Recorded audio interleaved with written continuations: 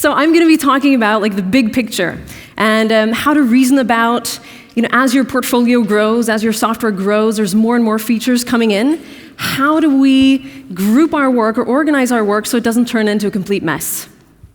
And as you saw from the previous screen, I am a developer. So I got a wonderful introduction here, but yeah, my name is Christin Gorman. I'm Norwegian, but my mother's American, so that's where my accent comes from. So I work at a company called Kodemaker, where we do contracting, consulting, and for 19 years now, basically, I've been mainly working hands-on writing software, mostly Java lately. So again, and that has, of course, had a profound impact on how I see the world and what I mean when I say, good architecture. That's kind of my view or my perspective is from a developer's perspective. And if I can do like anything today, is I want everyone to really think about what is your perspective and which other perspectives are there? And how does this problem really, how does this look from the various perspectives, from the users, from the managers, the designers, the architects? There's so many roles and so many ways to look at a problem. And how do we make sure that we're not, blind to aspects that are crucially important and that we're not blind to ways of making our work a lot simpler?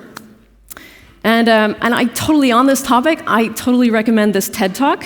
So I don't want to, steal her words. So I'm putting this up there just so you can go and watch it afterwards, show it to all your friends. I'm going to spoil it for you.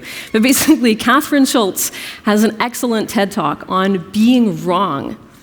And the main takeaway for me is she asks the audience at one point, she said, what does it feel like to be wrong? Upon which, the audience answers, well, it's a bit embarrassing, a bit shameful, it's not a good feeling. Upon which she responds, those are excellent answers, but they are answers to a completely different question. They're answers to the question, what does it feel like to find out that you are wrong? Being wrong feels exactly like being right. Yeah? And this is important to know. And you can't really, when it comes to software architecture, you can't really talk in terms of right and wrong in the same way. But basically, it's very important to be aware that you might be totally blind or oblivious to ways of seeing the problem, that will make it a lot simpler.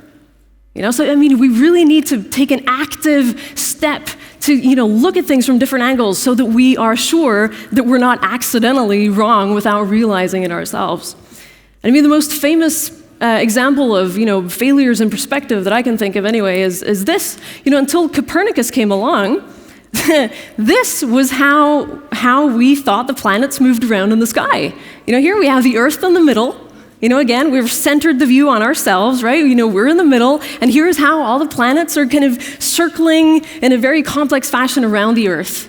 And the interesting thing about this is not only is it very complicated and also completely wrong, but it worked. This worked. This actually gave them a pretty accurate prediction of where the planets would be.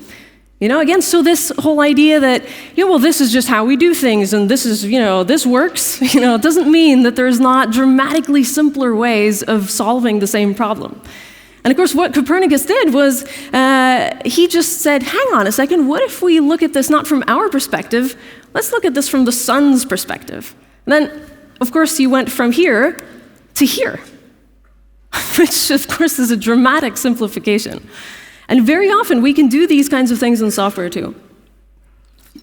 So on to some actual software. Now, I'm going to be using some examples from the Norwegian public sector. Because the public sector is a great example of a large organization with lots of things that need to interact. And this is a diagram from the architecture of the Norwegian Department of Welfare and Work. And, you've all seen diagrams like this, I'm sure, and it's always under the context of, oh my gosh, our system is such a mess, we need at least like 100 million euros to sort this out, and we cannot work in this, this is horrible. But, so what can we see here? Is this bad architecture? You know what? I'm not even sure, but what I am sure about is that this is the wrong diagram. This is the wrong diagram to be looking at. We shouldn't be looking at our systems like this. And to explain why, I will go to a different organization within the Norwegian public sector. So this is taken from, oh, hang on, I skipped one. This is taken from a document produced by an organization called Brønnøysundregistrene, and they had been given lots of money to simplify their architecture, their platform, because this was their obviously caricatured image of what they had to work with. Complete mess, spaghetti, things all over the place, doing similar things in different ways, and blah, and they wanted to go from here to here. And we can immediately understand why. This looks a lot better, obviously, right? But for whom? For whom does that look better?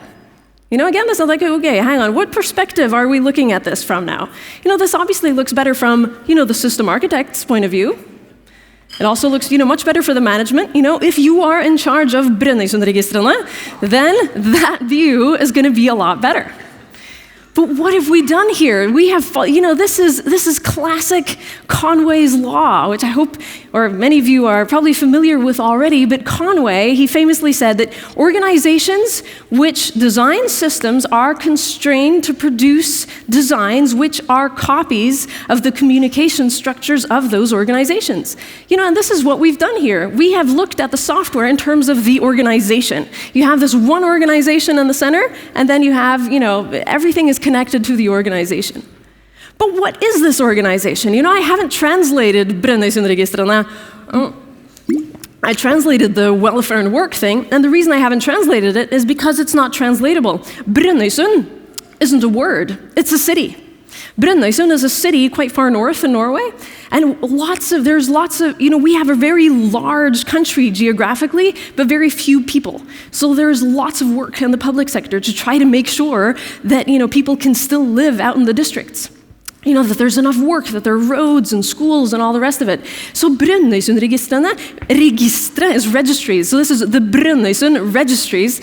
And it's basically this made-up organization to make sure that there is work up there, And if you look at all these registries, here they are. I've tried to translate them. So there's a registry for aquaculture, a marriage registry, there's like hunting registries, and, registry of, practitioners of alternative medicine.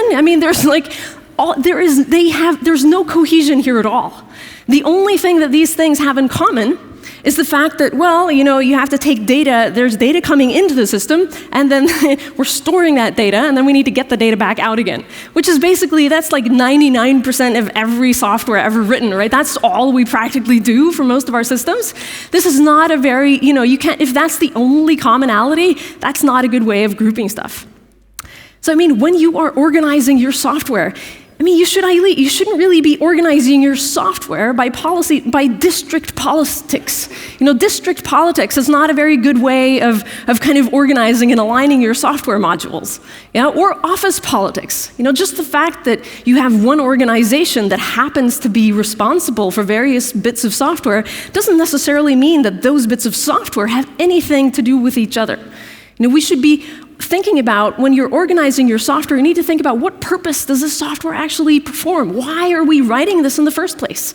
And hopefully we are writing this software because somebody needs it. There is a user need. Someone actually needs this data. It's the data that you're storing that matters, and it's the workflows and what people need to do with that.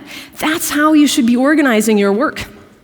If you start organizing your software based on the organization, you end up with all sorts of problems. One obvious one, which is not even linked to the coding work itself, what if politicians now decide that, we've decided that the Ministry of Agriculture should take over responsibility for the hunting registry?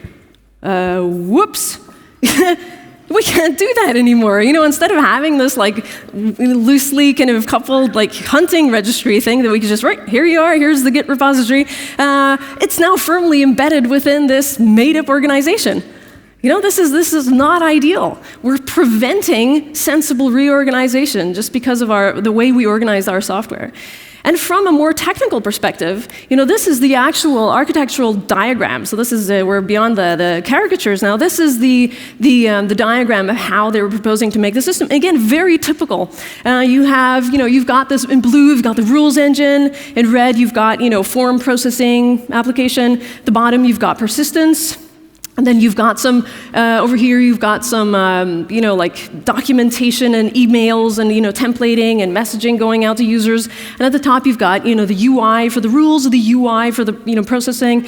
And again, from a system architect point of view, this is great. Instead of having, 18 different systems that do similar things in different ways, they now have just this one system, that's easy to reason about from a top-down perspective. But from a developer's point of view, let's say that there was a new requirement coming in for the hunting registry. You need the extra field to fill in. You need like an extra psychiatric evaluation or something before you're allowed to have a shooting, a weapon of any kind. Then you need to add something. You need to go and add that field to the UI. You need to add a field. You need to add stuff to the processing stuff. You need to add things you need to add a new rule. You need to add a new field in the database. You need to update your templates and stuff so this new field is added. Basically, the work from a development point of view is now a complete mess. So from the developer's point of view, you have now made a complete mess of things. Even though it looks perfectly reasonable and much better from an architect's point of view, from the developer's point of view, it's actually a lot worse. And not only do you have to touch every part of the system, but this also means that, what if at the same time someone else needs to update like the marriage registry or the aquaculture registry, all of a sudden you now have to coordinate those changes. It's like, don't touch the rules engine. I'm adding stuff for the alternative medicine people, and then you have to start coordinating releases, and it really slows down your development. And every change you make is fraught with danger. You can't just change something that suits your use case because you have to make sure you haven't broken anything for anyone else. And this, in the end, affects the end users as well because they aren't getting their features out quickly because the process of working within this, easy, beautiful architecture is so cumbersome. But you don't have to, you can actually have something that looks good both for the developers and the users and the architects. I took the initial, spaghetti caricature drawing just for the hell of it. I kind of retraced the lines, tried to, just tear out the various parts, the various processes, and I ended up with this. So if you look at the initial spaghetti complete mess, if you actually separate it out into the various processes, maybe it wasn't a mess after all. This isn't a mess. Even from a top-down perspective, this is much easier. This is pretty easy to reason about. You have, components that do their thing, and you can reason about them fairly effectively. So this actually works from the architect's point of view, and it is much better from the developer's point of view, and eventually then for the end users. And again, the end users, they are the purpose that you're making this stuff most often, right? It's to enable them to do their job efficiently. That's why we're working in the first place. The software architect's main priorities are, one, you need to be helping the end users. That is the purpose of the software. And in order to do that, you need to make it easy for the developers to actually write code that enables those users. A nice architecture drawing. I know I'm not saying having a nice architecture and having nice diagrams is good, but is less important than the two above. So something else that we tend to do, if we go further down in the system, something that we as software professionals have a tendency when we group our work. Whenever I come into a new project, I typically see this. The project will be broken into whatever language we developers speak. You'll have if you're making like a React project, you'll have your your folders will be by whatever rules you are, and then you have like, here are the transformers, and here are the views, and here are the this, and here are the that. But this is, we need to really, and when you have a small little program, this can make sense. But as things grows, this isn't how we should be grouping our software. When we should be thinking of ourselves more like authors or journalists. I bet you anything, if you look at a journalist's computer and how they organize their texts, they don't organize them like this. They don't have one folder. Here are all my introductions. Here are all my first paragraphs. Here are all the conclusions. They, as writers, they need to be very much aware of what does it mean to have a good introduction. What is in a conclusion? What is in, the first paragraph? What should be in there? And there are all sorts of techniques for effective writing. but they don't organize their work by those, by their kind of domain language. They organize their work by the final product, like the article needs to be read from top to bottom. And it's the same here. We need to keep the focus on what we are actually doing. We are enabling users to use our system. We should absolutely have a clear idea of what software design patterns we are using, but we shouldn't let that be the kind of, the way that we organize our code base. We need to keep the focus on the problems that we're actually solving. There will be all sorts of ways of doing this, like there are all sorts of ways of organizing books in your bookshelf. You can organize it by category, by author, by chronology, but you never organize your bookshelf by going like, oh, let's tear out all the first chapters and put them here, and we'll tear out all the second chapters, and like, I used to have hundreds of books, but now it's organized. But this is how we all too often organize our software. We forget about the users, we forget about like why we're actually doing this, and we group it by kind of the concepts that we as software professionals deal with. And again, this is taking our attention away from where it should be on like why we're making the software in the first place. And then so often though, you hear this when you make this point that, we need to focus on each user case individually. People say, yeah, but users, they want this unified experience. They want this one kind of, they don't want lots of different, systems. They want a unified user experience. And I kind of wonder, where does this idea come from? I hear it all the time. Users don't want a unified experience. Users want a good user experience. How often, I've never heard a user say, like, oh, wow, the software was so unified. Amazingly unified. No, they say this was easy to use. Yeah, that's what they say when they like it. Sure, users, if you can have a good and easy user interface that's also unified, then fantastic. But all too often, these two things work against each other. It's very hard to have something that, on the one hand, works for every possible case, and on the second hand, it works really well for your specific case. And if you have a choice, again, the good, focus on that first. The unification comes later.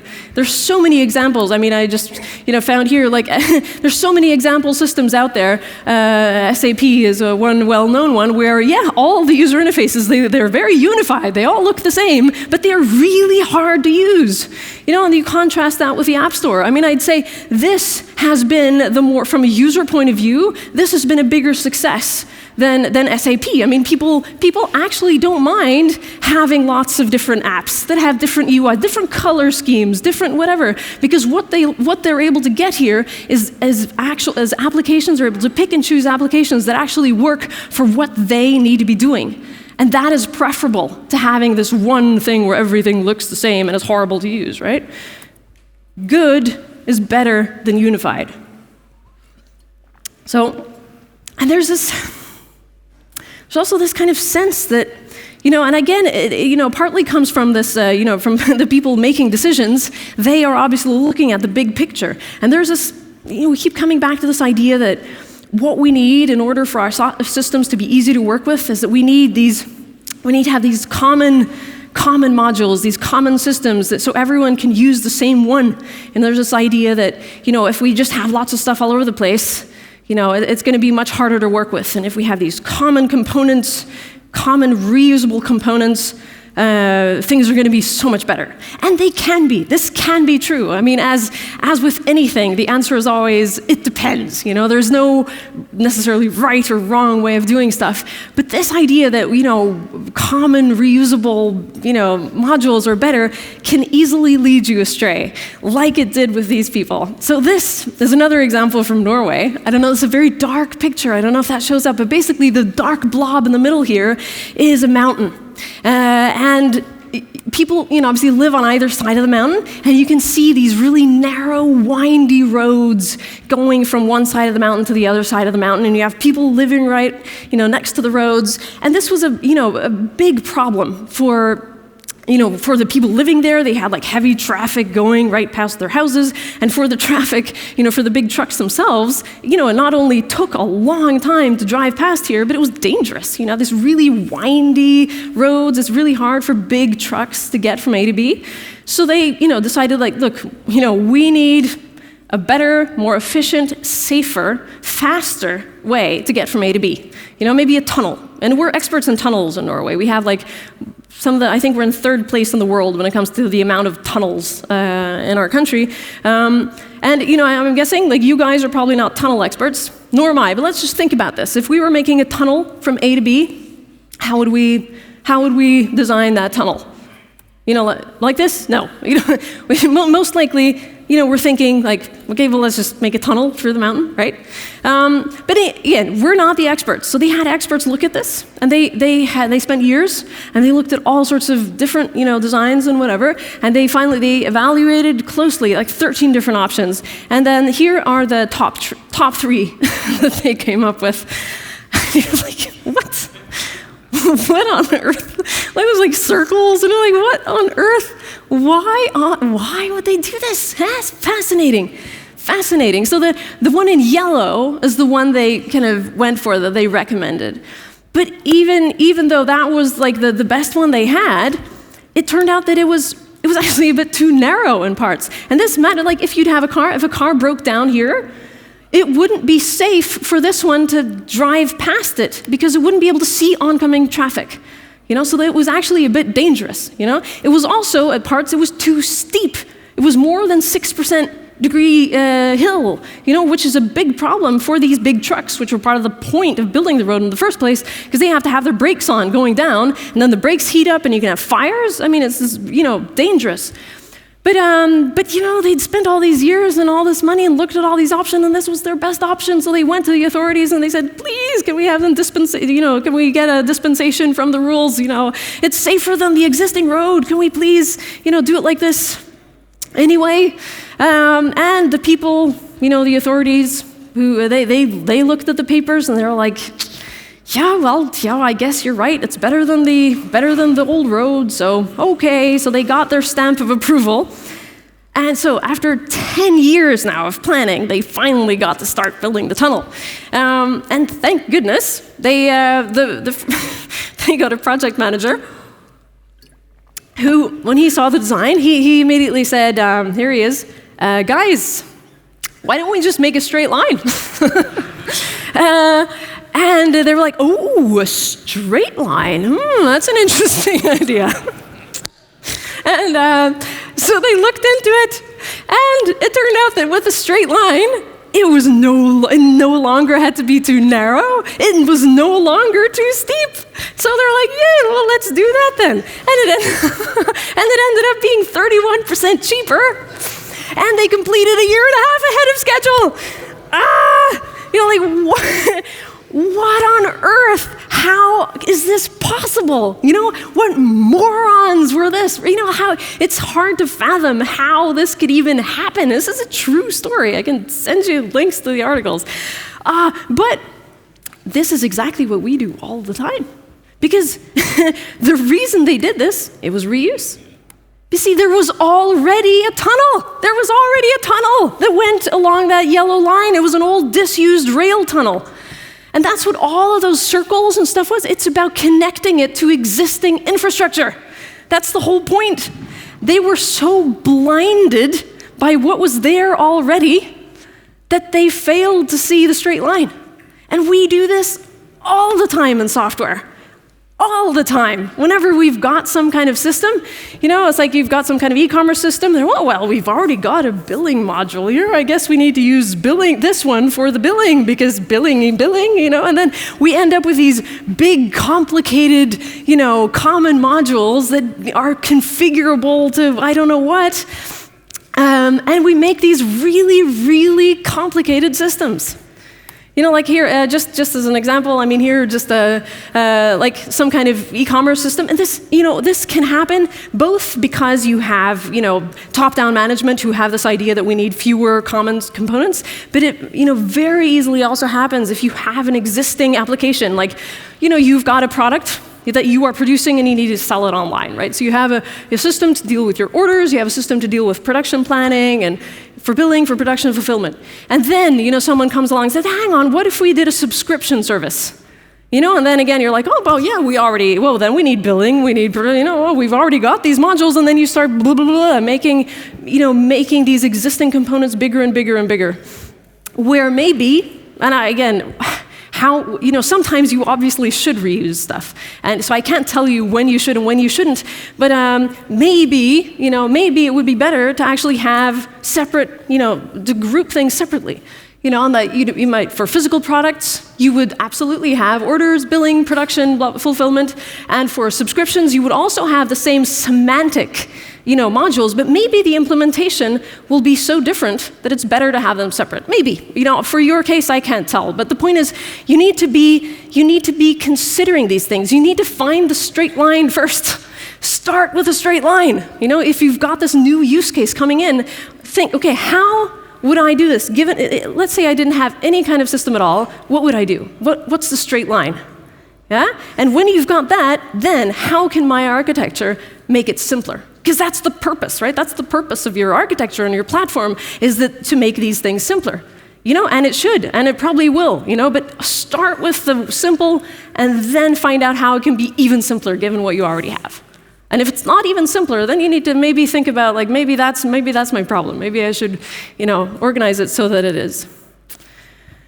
So back to this one again. How do we bring this under control? This is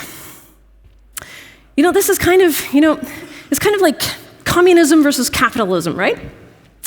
This idea that we need to get this under control, this is why communism appealed to so many people, because it makes sense, doesn't it? That, this having people producing things all over the place and there's no coordination and blah, it's messy, it's terrible, we need to organize it, we need to bring things together, food is produced in the Ukraine, and this is there, and this is obviously going to be more efficient. Whereas capitalism is a complete mess. We say, you know what? You just, we'll let things sort themselves out. And both systems have their issues. And I'm not a libertarian, nor am I a communist. And I think there is definitely room for ideas from both systems. But you need to, make sure. By all means, don't go totally libertarian and let everyone do exactly what they want. That's going to be inefficient. But don't go full Stalin either, maybe you don't actually have to. And I think it is more often than not, it's harmful to spend too much time as your portfolio starts growing. As your portfolio starts growing, it will look messy from the top. It will look like a complete mess. What you need to do is you need to be focusing on what really matters. And what really matters is what the users are actually using and how your software is enabling them to do their jobs better. That's the focus. So take you start off with this, you pull out the various user-centered parts and look at it from there. That's where you should be optimizing. And again, question your perspective, especially the farther you are up the chain of command, if you will. You need to question that perspective because again, from the management and from the system architect's point of view, you are maybe your perspective from the top down. Maybe that's not the most important problem to solve. Maybe you're going to have to live with the fact that. For me personally, it would be nice if it were like that, but since my decisions are going to affect hundreds of developers and thousands of end users, maybe all of those other people, maybe their perspectives, maybe they should be taken more seriously than the one person who's trying to organize it from the top. So again, question your perspective. Be aware of how that's impacting your decisions. And that's all I had. Thank you. I'm very pleased to be here.